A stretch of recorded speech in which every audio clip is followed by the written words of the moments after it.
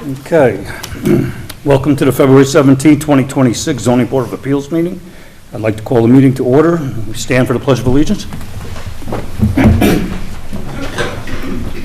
I pledge allegiance to the flag of the United States of America, and to the republic for which it stands, one nation, under God, indivisible, with liberty and justice for all. Thank you. Okay.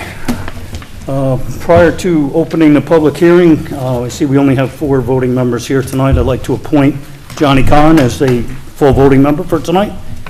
Good, Johnny? Thank you. Okay, could I have a motion to open the public hearing? Make the motion to open. Isabel makes the motion. Have a second. To be clear, that's in regard to Willow Lake Partners Group? Yes, I'm sorry. Yep. Okay, all in favor? Aye. Okay. All right, so, public hearing is open. Let me read what this is all about. At 7 p.m. or as soon thereafter as possible, ZB application ZB 26-001, Willow Lake Partner Groups, LLC. The applicant is requesting the following area variances for the adaptive reuse of several existing structures and amenities and for the construction of new improvements to include overnight motel accommodations for guests comprised of 32 semi-attached motel structures, 64 units each, approximately 600 square feet in size, and 16 fully detached motel structures, each approximately 950 square feet in size. Accessory facilities including a restaurant with outdoor seating, a large event space designed for group dining and special occasions, a welcome building, a small building serving as a trailhead for on-site hiking, a spa building, fitness building, accessory flex building, hiking trails, parking, and other necessary site improvements. We have 5 variances before us tonight. Number 1, a 21.3-foot front yard setback variance from the front road center line for the proposed valet checkout building connection, where 75 feet is minimum required for the front yard setback from the road center line in the R40 zoning district. Said variance will result in a 53.7 feet front yard setback. Variance number 2. A 22.2-foot front yard setback variance from the front lot line for the proposed valet checkout building connection, where 50 feet is the minimum required for front yard setback from the front lot line in the R40 zoning district. Said variance will result in a 27.8-foot front yard setback.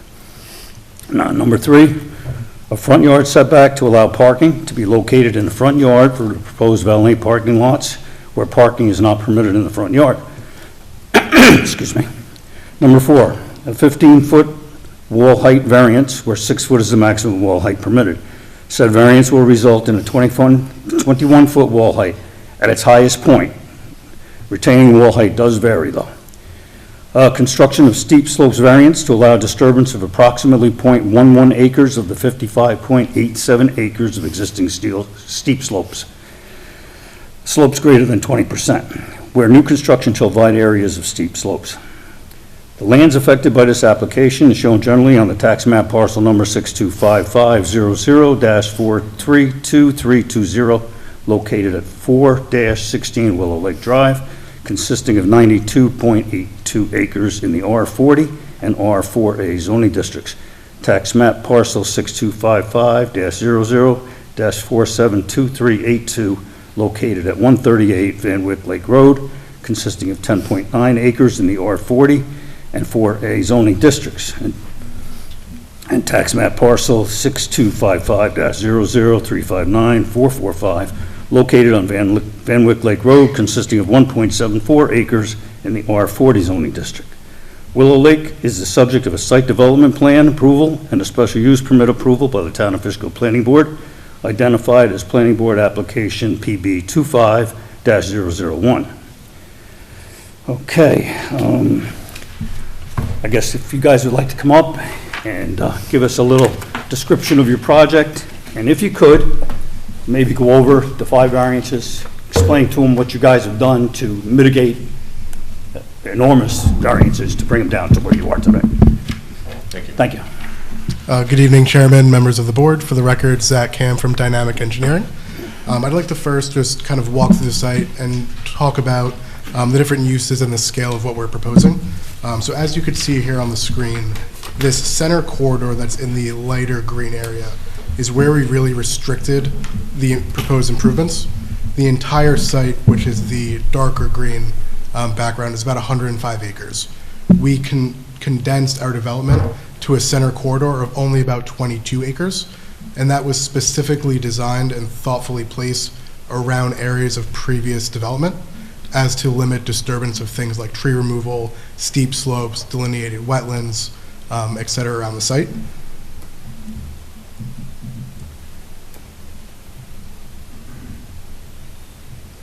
Moving towards the northern section, the main access point will remain the same existing access point off of Van Wyck Lake Road.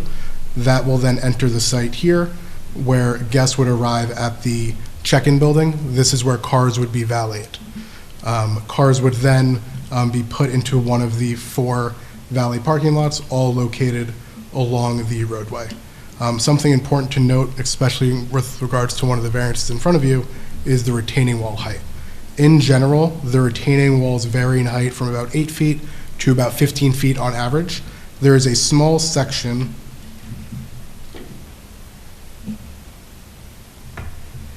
right in this corner here that gets up to the 21-foot height that we're talking about.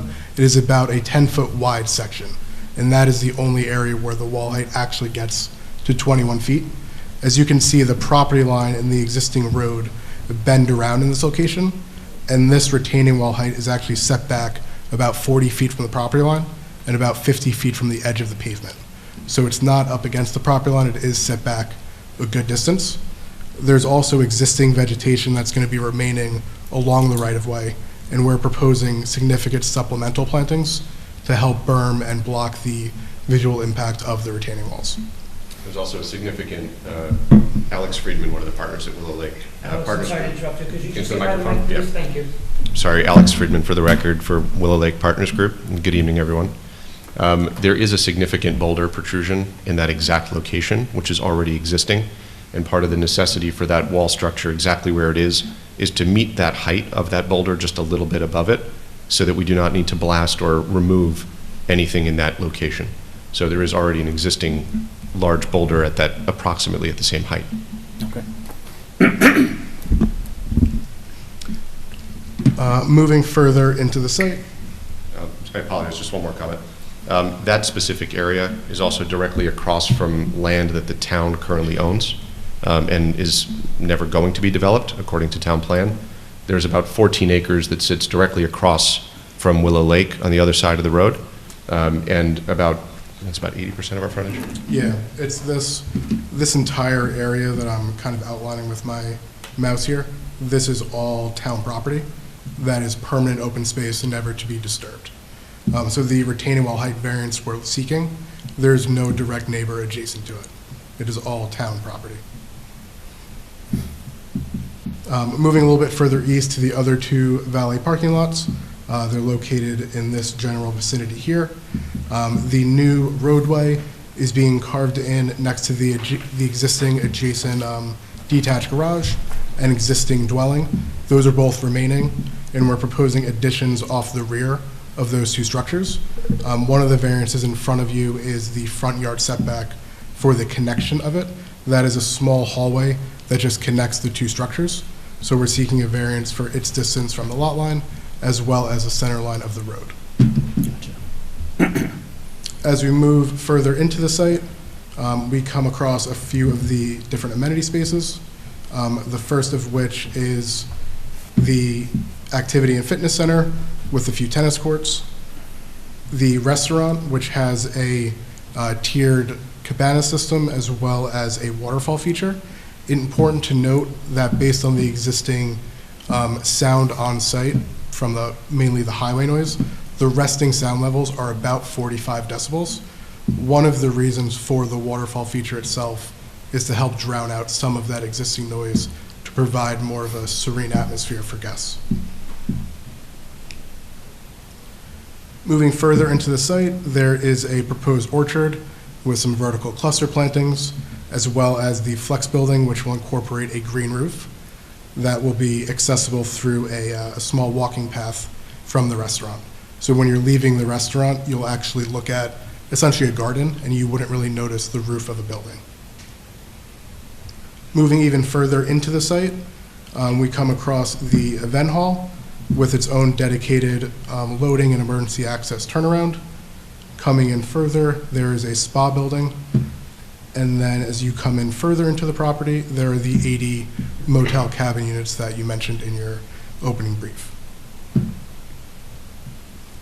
Getting into the variances we're seeking a little bit, I just want to open our steep slope exhibit.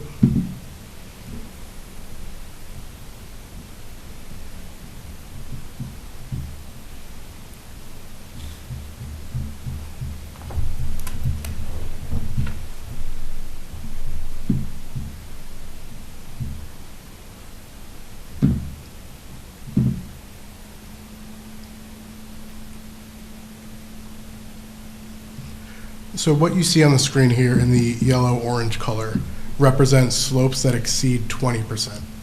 On the property, that's about 105 acres. About 55 acres of the property contain slopes over 20% in slope.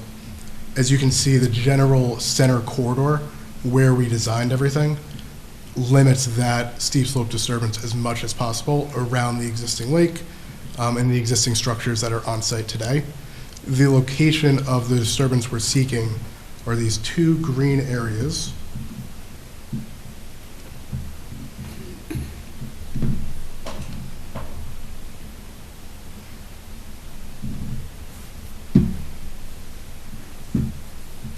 These two green slivers adjacent to the lake where we're building the restaurant and the tiered cabana system, purposely being built into the hillside.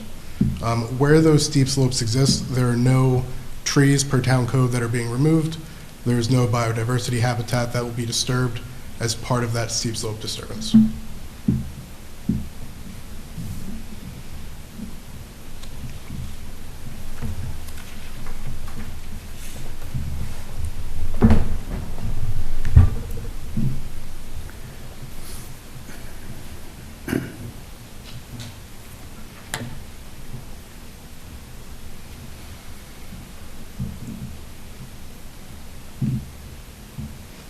The last exhibit I wanted to show you in the open is a view from the adjacent neighbor's residence.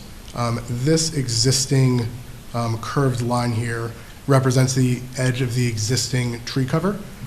There is a gap here currently that should not be there. This entire rear of this property, along with the rest of the OLEZ subdivision, had a 50-foot permanent undisturbed rear yard associated with the subdivision. And as you can see from the rendering itself, the proposed parking lots are located a significant distance away from the property as well as above gradient. I'll zoom in a little bit here at the bottom.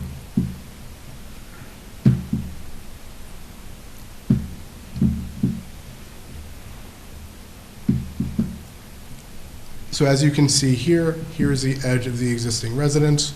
There is a significant rear yard. This vegetation is what should be in place based on the adjacent rear yard conditions. You have the roadway, the property line, and then a significant amount of proposed landscaping and berming before you get to the retaining wall. And what we'll do is provide some additional sightlines for the rest of the retaining walls as well, with some vegetation at a more legible scale, with some growth at the installed height, a 5-year growth pattern, as well as a 10-year. I also just want to add briefly that part of the reason that you're looking at the exhibit you are is when we were before the planning board, some of the questions were raised in early comments and in private conversations with neighbors about the view shed and what would potentially happen with cars and lights and so forth. And so part of our response to that was obviously considering proposed solutions and proposing the solution where we would have the blockage of those headlights and appropriate vegetation in place. So they're looking at a natural landscape as opposed to a wall. That's all I have for the open. We'd love to hear from the public and then answer any questions the board has. Okay. All right, at this time, what we'll do is we'll ask anybody in the public if they have any comments. Before that, I'd just like to read the rules of a public hearing. I'm sure you all have heard these before, but number one, speakers are asked to come to the podium and identify themselves so that their name may be entered into the record by the Zoning Board of Appeals Secretary. Tonight, we do have a stenographer here, and I ask that if you come up to speak, if you give your name and address, and if you could spell your last name for the stenographer, that would be appreciated. Number 2, verbal interruptions, shouting, or other outbursts, as well as slanderous or obscene language or signs with body or face are prohibited. Speakers are limited to 1 turn at the microphone. Speakers are limited to 3 to 4 minutes at the microphone or podium. Speakers should provide only new or different information or commentary. Repetitive comments made previously or at prior meetings are prohibited. So if you hear somebody mention something that you wanted to say, they've already said it, please refrain from doing that. I mean, we got it, and we understand. Comments are limited to the matters involving the business before the board. In other words, a particular application that is subject to the public hearing. And if a person continues to interrupt after the chair has asked them to stop, they'll be asked to leave and escorted from the meeting. At this point, David, could you just keep some track of time for me, if you would? I will. Speakers? Thank you. Anybody would like to come up and speak from the public?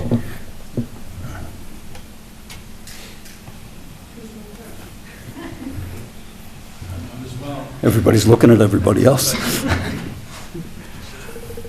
Good evening. My name is Michael Piccone, P-I-C-C-O-N-E. I live at 30 Cathy Court, the orange house showing on the picture up there.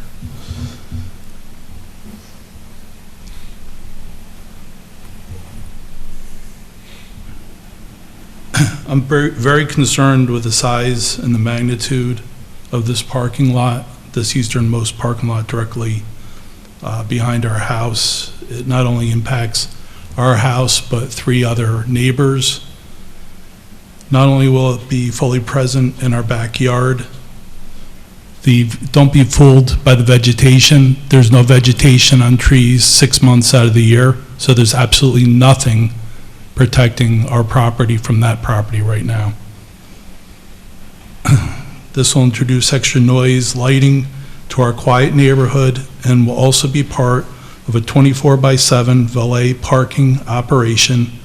Keep in mind, it's a motel. They're going to have events. There's going to be people that want to be coming and going. So I'm expecting headlights, valet parking, lights outside the valet parking building, 24/7. I don't know how you can tell somebody they can't leave the premise. So that's why I'm assuming it's a 24/7 operation. The parking lot with the height directly behind our house is very concerning. It's totally out of character for R40 zoning. It raises very serious concerns about the runoff, the water runoff from the parking lot ramp that will go right down to the roadway that will head directly to my backyard. And even though they'll tell you that there's mitigation, I've seen water going down Van Wyck Lake Road, and there's times they're not stopping that water coming off the mountain and coming down the road.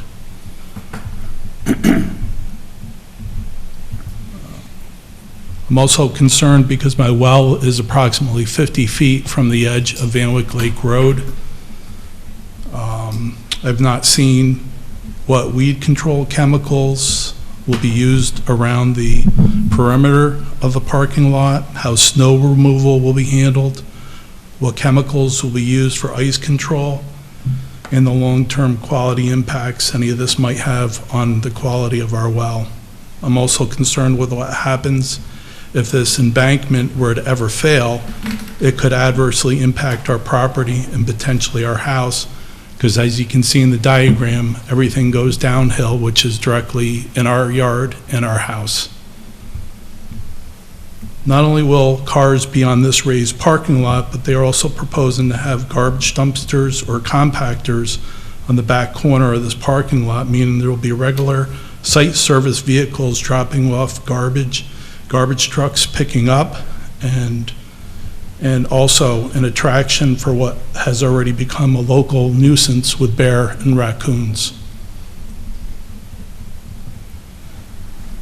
These additional service vehicles would be on full display to our houses and could potentially have headlights higher than the proposed retaining wall around the parking lot, impacting neighboring houses. We too like to have family gatherings and parties in our backyards, so aren't we entitled to have some level of privacy and peaceful gatherings? In closing, the parking lot should not be permitted a zoning variance as out of character of our neighborhood and will be a major disruption to our daily lives. The applicant has not established a real hardship as to why the parking lot must be placed in the front. There is plenty of room back by the proposed event building to put this parking lot. Why should their guest experience benefit by ruining the neighborhood experience? Thank you. Thank you. Anybody else? Marie Sprock, S-P-R-O-C-K. I live at 164 Van Wyck Lake Road, and we are adjacent property owners to the project. Given the size of the Willow Lake parcel, there's ample opportunity to design a compliant layout for the 4 parking lots and garbage enclosure without front yard zoning relief. The applicant's goal is to minimize the visual and operational impacts of these elements for the resort guests. However, that objective does not justify shifting those impacts onto long-established neighboring residents. We are not temporary guests in this community. We have been here for nearly 30 years. The zoning code exists to protect property owners from precisely this type of encroachment. Our home sits at an elevation of approximately 60 feet above the roadway, facing southwest. From 11 windows at the front and side of our residence, as well as our front walkway, we have an unobstructed view of the proposed parking lots 3 and 4, as well as the garbage center. This area will effectively become part of our visual front yard, undermining the clear intent of the zoning district. Impacts will be substantial and continuous, from persistent fixed lighting, vehicle headlights shining northeast when they pull in and out of that valet, engine noise, door slamming, car alarms 24/7, and all of this will be occurring directly in front of our bedrooms and living spaces. Additionally, the plans provided do not show adequate visual renderings of the retaining walls. They don't include sightlines from our residence to the parking areas, and the landscaping plans do not indicate any planned buffering along our shared property lines. Given our elevation, effective screening will be extremely difficult once the existing trees are removed. We have additional requests for clarification on the following concerns. If the valet operation were to ever change to self-parking, would circulation patterns change? Would additional parking space and lighting be required? Would any approval enable incremental expansion through subsequent applications? And would any approval contain strict enforceable conditions without administrative flexibility once they're granted? Mike already spoke about the dumpsters, but obviously they're right off the corner of my house. The applicant cannot credibly argue against steep slope as a hardship. Steep slope topography is common in this area, and it's not unique to this parcel. Our own property contains steep slope and rock outcrops, yet we were successful in constructing a switchback driveway, a 2-story residence, an engineered septic system, all on a considerably smaller budget and without a variance. The hardship claimed here is a design choice, not as a result of a unique physical constraint. Their triumph of limited site disruption is only for the benefit of them and their potential patrons. This variance will create an undesirable change and a detriment to neighboring properties. It can be avoided through an alternative compliant layout. It is substantial in nature. It will have an adverse impact on the neighborhood, and it is self-created, arising from their voluntary design choices. The proposed design effectively reserves the quiet interior property for the paying guests, while placing the most visually and operationally impactful elements along the roadway, across and adjacent to existing homeowners. That approach undermines the clear intent of the R40, R4A zoning districts, and it is inconsistent with the spirit and the purpose of the zoning code. We urge the members of the board, anyone who's interested, come to our house. You can see it firsthand. This is what we're going to be looking at. The applicants can relocate these parking areas. I cannot relocate my house. Thank you. Thank you. Anybody else?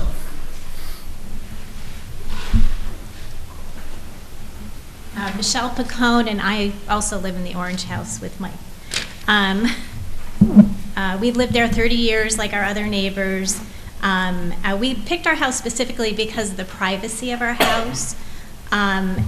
Between our neighbors, there's distance between our neighbors on Cathy Court, our neighbors on Van Wyck Lake Road. We're just steps away. We literally can walk to the backyard and see all of this. And now that all the vegetation's down, we see everything. If somebody was visiting this past weekend, I saw you in the backyard. I just happened to look out the back, and someone was standing where the proposed valet checkout is. Sorry, I lost track. We've had the peace and tranquility of R40 zoning provides for the last 30 years. The proposed east parking lot will take away from the character of the neighborhood with the size and just magnitude of it, added noise, increased traffic, and lighting. For the Willow Lake Partners, this isn't a hardship since they have, like my previous neighbors had said, there's other places possibly to put it. I know there's a lot of thought put into what they did, but we don't want it in our backyard. They've talked about not taking away from the character of the property. I think he said 22 acres they're proposed on, but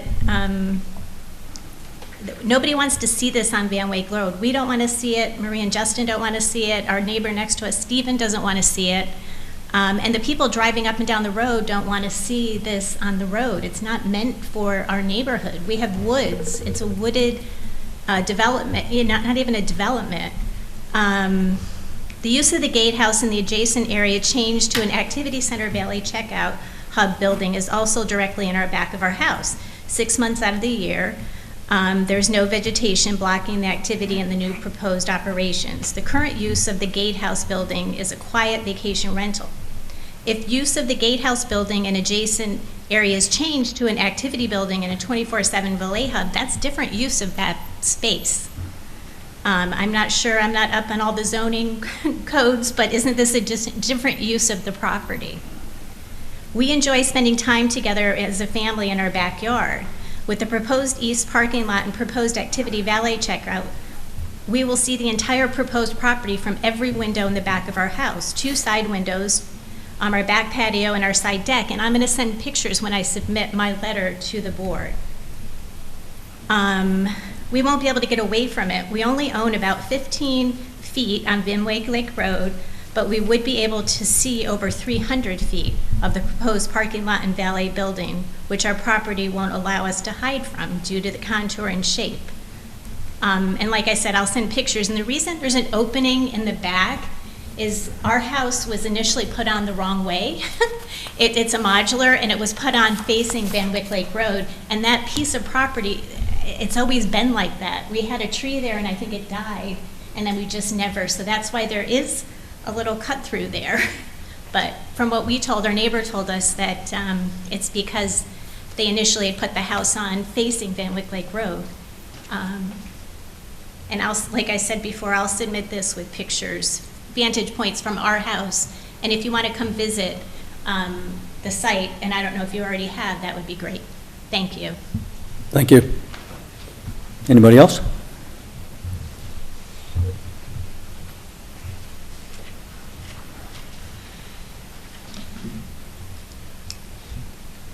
Rich Drake, D-R-A-K-E, 70 Van Wyck Lake Road. Good evening. My name's Rich Drake, and I live on Van Wyck Lake Road, as I just mentioned. On behalf of myself and neighbors, I oppose zoning board approval to grant Willow Lake Partners variances on setbacks, parking lots, walls that exceed requirements, and steep slope disturbances.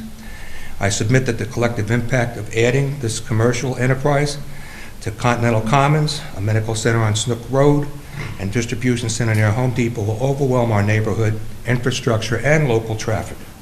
The applicant calls this a historical restoration and commercial recreation application. I call it a big investor invasion, adding multiple structures up to 35 feet high, 80 motel rooms, a total of 116,000 square feet of indoor space, and hundreds of parking spaces. Who has authority to decide that a 500-foot radius of influence with construction for 18 to 24 months is an acceptable distance from our homes? Excuse me. Sound studies indicate that this should violate Section 108 and exceed acceptable levels well beyond that 500 feet. I don't understand why the town would consider allowing this in a residential neighborhood.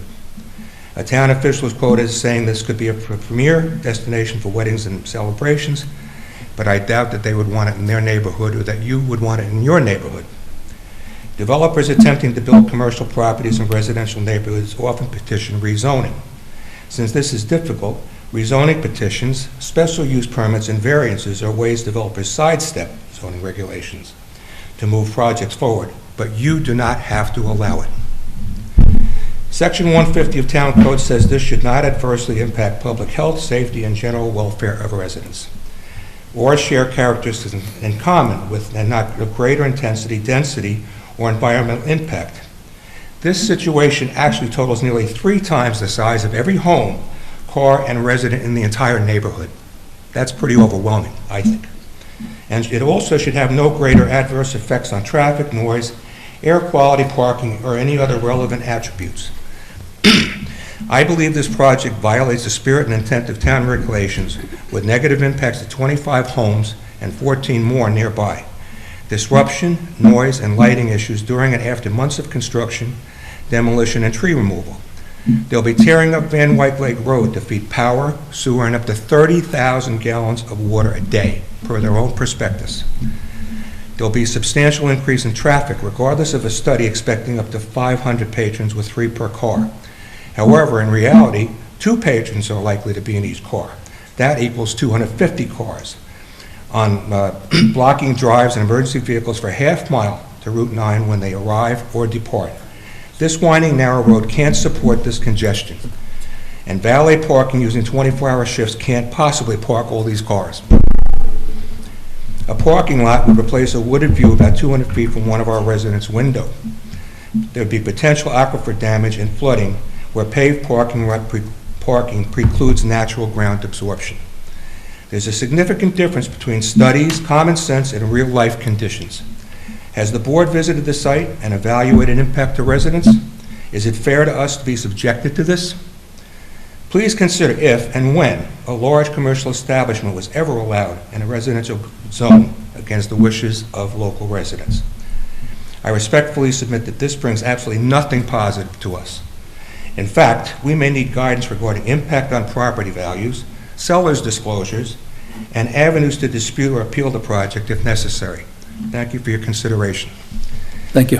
I also should mention briefly that there are 27 individuals who signed a petition against this action. Anybody else like to speak? One more chance. Anybody else? No? Okay, let's move over to questions from the board. I'll start out with Johnny. Johnny, you have some questions? I do. Good evening. My concern is the parking as well. They didn't outline how many spaces were going to be utilized.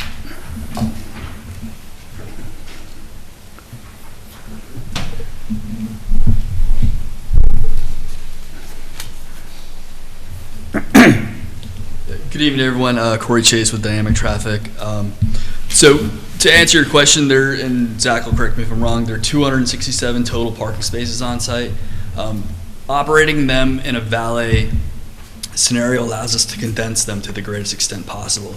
If these were all self-park spaces, you'd need drive aisles, you'd need 360-degree circulation, which would really expand the overall area in which that parking would need to be accommodated in. So by doing a valet operation, that allows us to condense it to the greatest extent possible.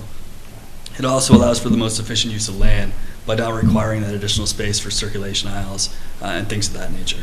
So we feel that with the proposal we have before you, we're really minimizing that impact to the greatest extent feasible. Just 2 additional comments on that. According to the site use, we would potentially be required for even more parking. In conversations and coordination with the planning board, we've scaled back, and we're also seeking simultaneously a variance at the planning board's discretion to decrease the number of spaces. So it's all been done to limit the number of parking spaces that we're asking for. I do also, can you just pull up real quick the grading plan of the site? Sure. And just to correct that, we're seeking a waiver from the planning board for the number of parking spaces. Sorry, technical issues. And just on the waiver that we are seeking, the planning board has the ability to authorize up to a 50% reduction. We're seeking about a 38%. Okay. Both the grading plan in the front of the whole site. The whole site. Real quick. Which is good for steep slope. Sorry. Yeah, for those of you that haven't been on the site just yet,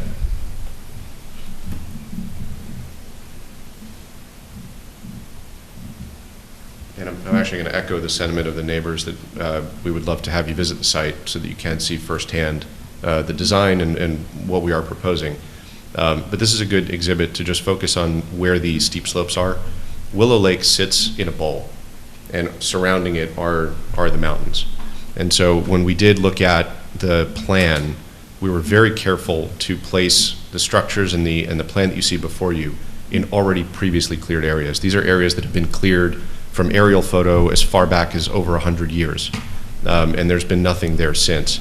So for us, the large part of this was really done to make sure that we are not disturbing additional environmental areas. We're not taking down significant numbers of trees. We are not moving things into the back of the site that abuts a nature preserve.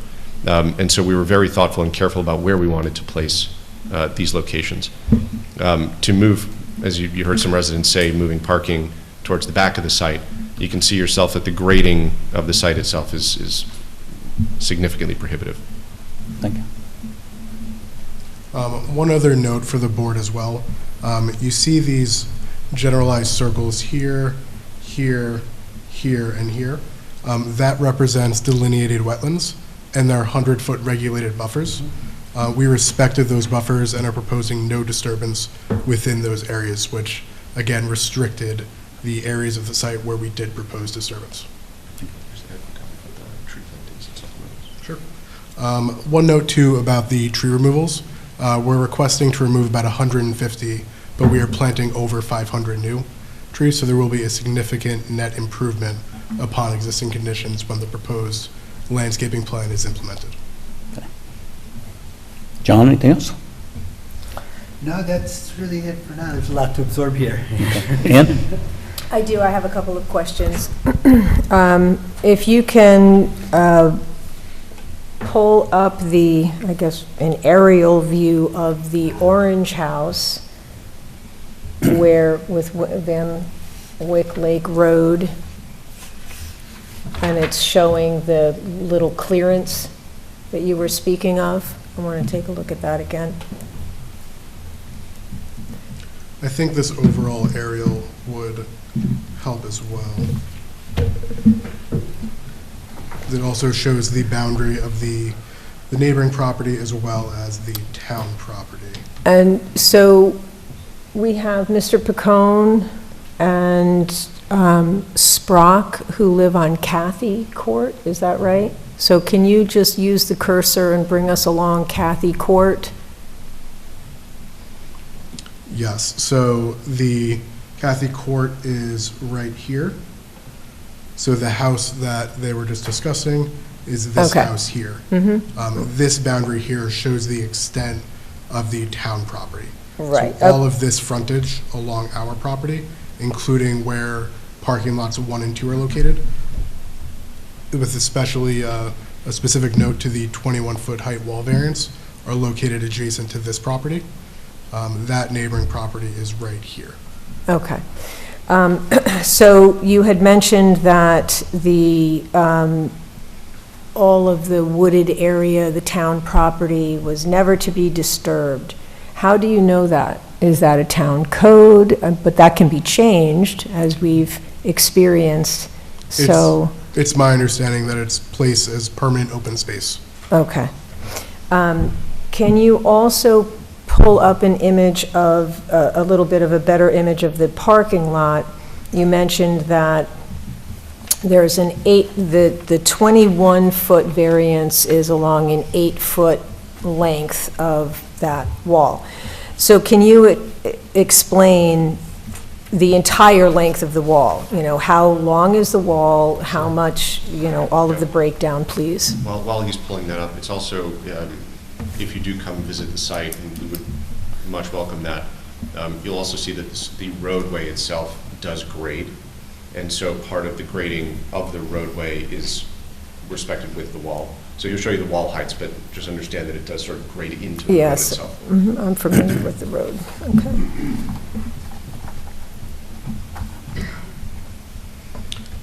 So starting here on the western lot, This retaining wall that I'm outlining with my cursor ranges in height from about 8 feet to about 18 feet.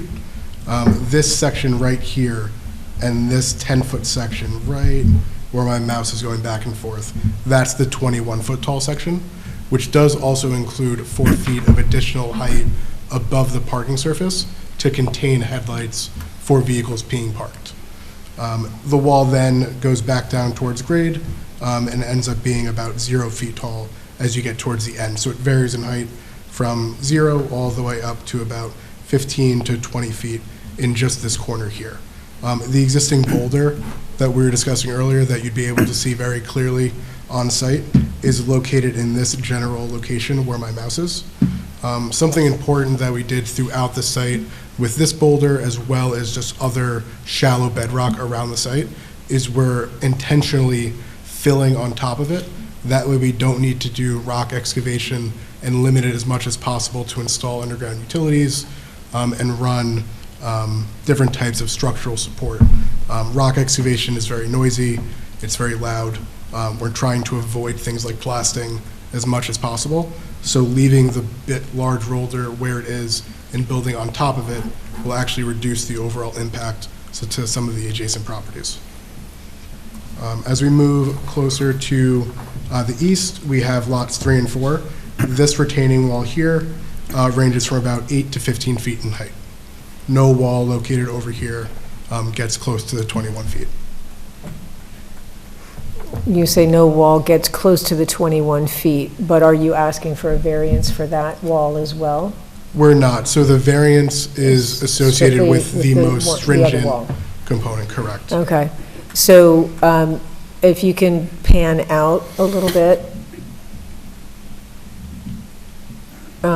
Yeah. So you have mentioned one entry.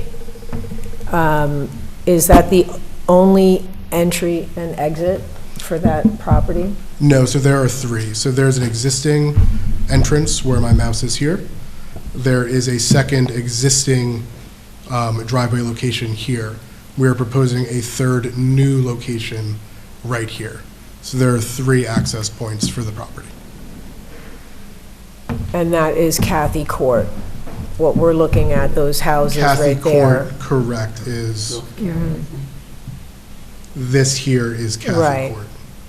But, I mean, technically, those houses are on Kathy Court. These houses, yes, are on Right. Kathy Court. Okay.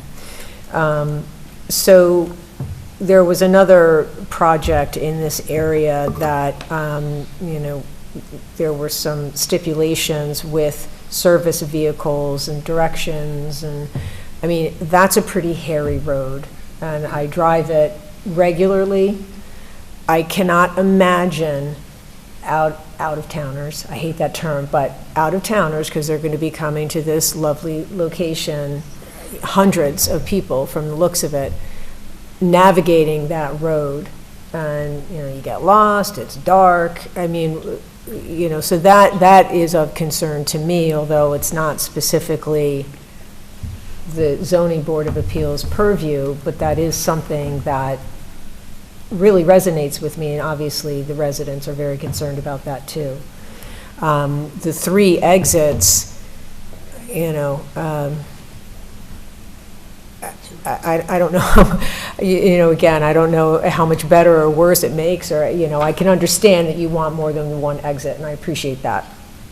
But the service vehicle directions, I cannot imagine, you know, either on a weekly or semi-weekly or multiple times a week, service vehicles going in and out and around the corner, and, you know, that, do you have any plan for that, much as some of the other projects had to really make a stipulation that these vehicles would have to go in a certain direction coming in, certain direction going out? Yeah, that's a great question, ma'am. And just a point of clarification, so the southern, or the westernmost access point, that's intended to be ingress only, so it's effectively going to be a one-way circulation loop into the site, to the valet check-in location, and then one-way egress back out to Van Wyck Lake Road. That new access point further to the east, that will be two-way, although that's primarily going to be used by valet operations as well as service operations to access the facilities to the south. So customer access is really restricted to a one-way in and then a one-way out. And again, that would, the valet would be handling the circulation internal to the site, and we do have the ability to access both of those valet lots from the internal roadway network. So that limits the ingress and egress onto Van Wyck Lake Road. As far as service vehicles go, we did design these driveways to accommodate the anticipated service vehicles. Certainly, we expect everything to be oriented to and from Route 9, just based on the location of the site. So if the board were to impose a condition where service vehicles couldn't turn right out of the property, that would certainly be an amenable condition. Just about the fire road access, which is what created the necessity for that. One last thing is the green roof. You'd mentioned that there was a building in here, and that's just out of my own curiosity. What is the green roof, and why did you choose that only one building as a green roof? So that building sits sort of below and into grade. And if you come to the property, you'll see it. The grade slopes this way. The building would go into the grade. And so it was a really beautiful scenario and condition where we could create that cleanly and almost make the building disappear from view and create that really nice green roof amenity. So I guess my one final question. Final. My final question. I mean, looking at the breakdown, and I really do appreciate that you are trying to accommodate and really lessen the impact on the property itself, not disturbing property that isn't already disturbed. So I truly do appreciate that, and I want to make sure that you understand that. My question, though, is almost all of this property is an R40. And so can you explain to me, because I don't understand it, you're asking for a special use permit. So is this entire project a special use project? Because what it was prior to what you're suggesting was, a few cottage houses. It was kind of a private, very posh, lovely thing, and this sounds very posh. So R40 is for residential, and this is not at all residential. So I would like some clarity and really just where you're coming from, and I understand it looks beautiful, but this isn't a residential area. So I really would like to hear kind of where you're coming from and the special use permit and how that pertains specifically to these variances. Sure. So I'm going to speak generally, and then I'm going to let our attorney comment a bit more on the special use permit component. But I do want to just draw your attention quickly to the line. It's the dashed line here on the map. That is where our property splits R40 and R4A. As you can see, we're landlocked from the R40 to the R4A. The proposed uses for motel, restaurant, and venue are all to the south of the R40, R4A line, strictly within the R4A, and those are permitted uses within the R4A district. So I'll let our attorney to that size, their permit, like that many is within permitted. the code. Good evening. I would just point out that the jurisdiction over granting the special permit is that of the planning board, and those are issues that the planning board is very seriously reviewing. We haven't described to you tonight some of the features of the property relating to hiking trails and experience of the mountain. So I think it would be really very instructive for the board members to take a site visit and see the very unique nature of this site. And I think that we've really established that our proposed use of the site is less impactful than a full residential build-out. And I think that's important to consider also. Again, this is largely part of the environmental study that has been ongoing for a number of months and is in the hands of the planning board now as far as lead agency leading the seeker evaluation.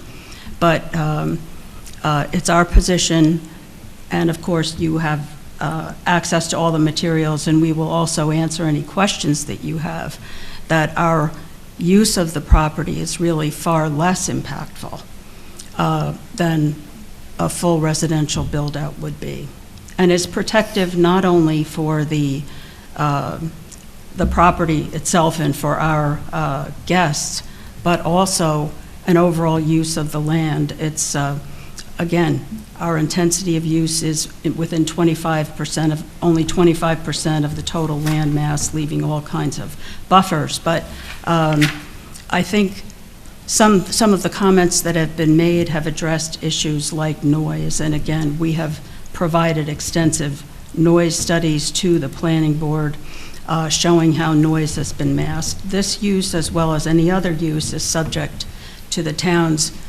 noise ordinance, and that would be an ongoing matter of enforcement. But all of those issues have been studied. Anything else, sir? No, not right now. Isabel? Yeah, my concern is the traffic on Van Wyck Lake Road. I'm very familiar with that road, and I just can't imagine a project like that. Well, Popular guy. That's why I'm here, ma'am. No, we recognize that concern, and really that's why we did an extensive traffic study. We've had the opportunity to work with the planning board's consultant, MJ, to go through some supplemental studies, supplemental information that they asked for. We were able to provide all that with them, to them, and happy to report in their last review letter dated February 9th, 2026, that we'd satisfied all their comments relative to traffic impacts. So they certainly shared your concerns. We put a lot of effort into our study, the additional information that they asked for, and we were able to address all their concerns. Yeah, you should have a traffic study on that road.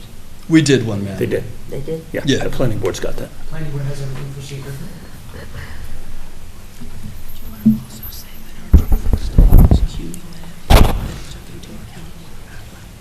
Yeah, I can. And just, I know one of the issues that was mentioned by the neighbors was the cumulative traffic impact of the various developments ongoing in the area.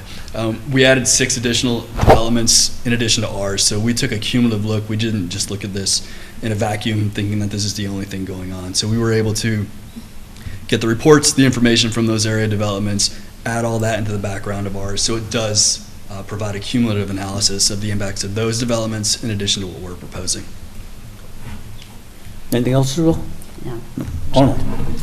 The only question I have is currently, because I've been up at this, I've been up at the site. Currently, it's multifamily. Am I correct that the current use of the property, from looking at the mailboxes? I'd have to check the existing title.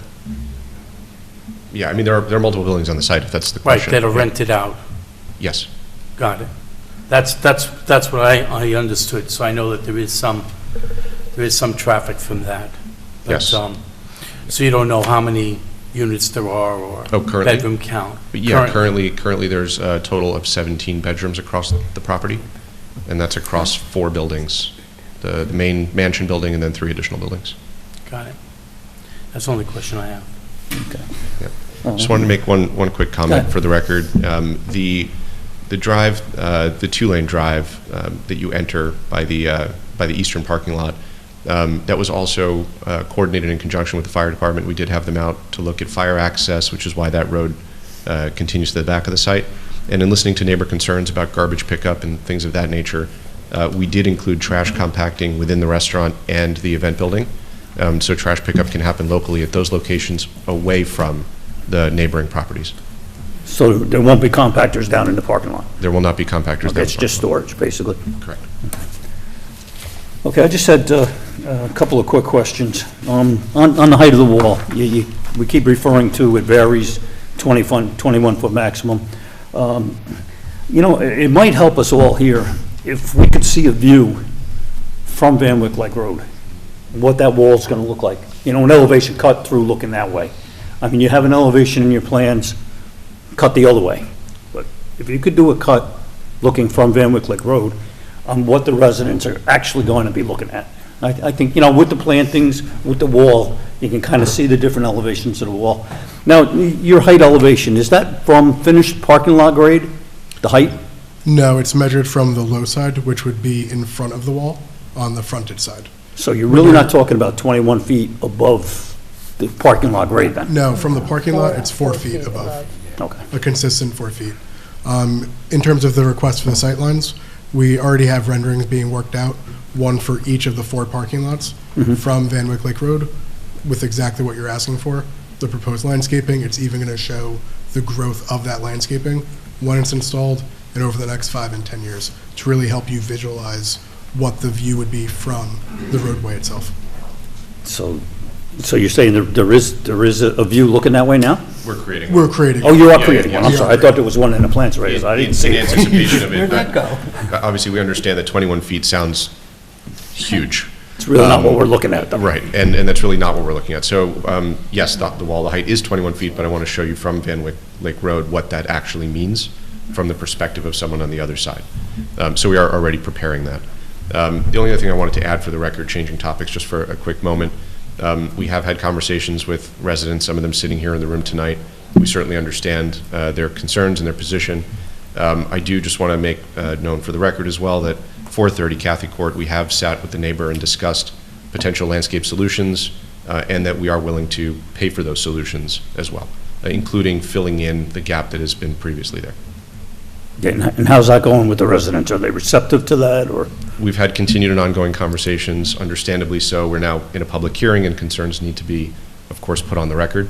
We're listening to those. We're not ignoring them, and we certainly hope that even after these meetings and public hearings, we continue those conversations with the neighbors. Okay, thank you. Okay, I guess from here, Debbie, according to what you were telling me, the planning board is still working on seeker? They did close the public hearing at the 12th meeting. Comments are being taken in until the 23rd. Okay. So the applicant will need to address those by a form of submission to the planning board. I would think they're going to do that for March. I don't know when the planning board will reach a secret decision. I don't think it'll be the March meeting. So then, I'm thinking We that, have to authorize the preparation of a draft FEAF. That could possibly happen at the next meeting, but then again, that wouldn't be until April that they would review it if they decide to do that. okay. So basically what I'm looking at is, I think this public hearing, we should keep it open. Maybe adjourn it until the April meeting? Is that acceptable with the board? That Yes? would be April 21st. What's the meeting in April? April 21st. Okay, yes. So I'd like to adjourn the public hearing till April 21st. You people are more than welcome to come back and speak again if you have some new information. Other than that, We need a motion. can I have a motion on that? Motion by Isabel, second? Second. All in favor? Aye. Aye. Motion passed? Yeah, and I think a notice should go out, a new notice will go out for that meeting, and I think there's a couple clerical errors on the existing notice, nothing substantive. Yeah, So it was- that notice should go out for the 21st. So that'll be re-noticed then, right, Debbie? Okay. Yes. So there's a couple of clerical errors, okay, that we'll have to re-notice the public hearing for. No Okay. problem with that. We'll work with. That will be on us because the clerical errors are on our side, so I'll take care of it. Okay, Okay. all right, thank you. I have one question to ask. We do want to address the standards for granting variances and perhaps provide a memorandum of the legal points that are relevant to the decision-making. And so in doing that, I request permission to speak to your attorney if required to discuss issues regarding legal standards. Obviously, he's your attorney. Right. So I'm sure he's protecting your interest, or sure he is. would, but I just wanted to ask for Does that anybody have a permission. problem We've with been that? given permission to Isabel? speak to the planning board She wants to be able to consultants. have permission to speak to our attorney? No problem, okay. That's fine. Yeah, It's fine with that's me. fine. It's fine with our attorney. Certainly. Okay, thank you. Okay, so, what else do we have there? Kind of did a review, but that's up to you. The review, we kind of did the review, yes, we did. Okay, so the next zoning board of appeals meeting is scheduled for Tuesday, March 17th, 2026, with a deadline of Tuesday, March 3rd, 2026, by 2:30 PM. Any new business? Anybody else have anything they want to add? No? No? I guess a motion to adjourn. Anybody make a motion to adjourn? Isabel, Just second. one quick comment. All in favor? One quick comment before we Oh, close. I'm sorry, hang on. Sorry. But if there is any interest in attending a site visit to coordinate, I assume with Debbie, and she would let us know if you'd like to do Thank that. you. You know, I'm glad you mentioned that. I don't think it might be important. Can we all go together? I don't think we No, we can't go together. Can do 2 at a Groups of time. twos, right? Debbie, two? Yeah. See the problem. Okay. Yeah. So if we go in groups of twos, that's not a problem. We'll get information from Debbie and maybe schedule site visits with you guys. Yes. Arnold, you've been up there, but if you want to go Maybe- again. Send me an email with some dates, and then I can coordinate with Alex and Zach. Maybe in a couple of Okay, you guys weeks, want- unless you all have really high boots. Okay. Other than that? Great, thank you. Thank you. We'll see you guys in April, right? Debbie? Yes, Okay. April 21st. Thank you. Good night, everybody. Yeah, in fairness, though, I wanted to. I went up there just-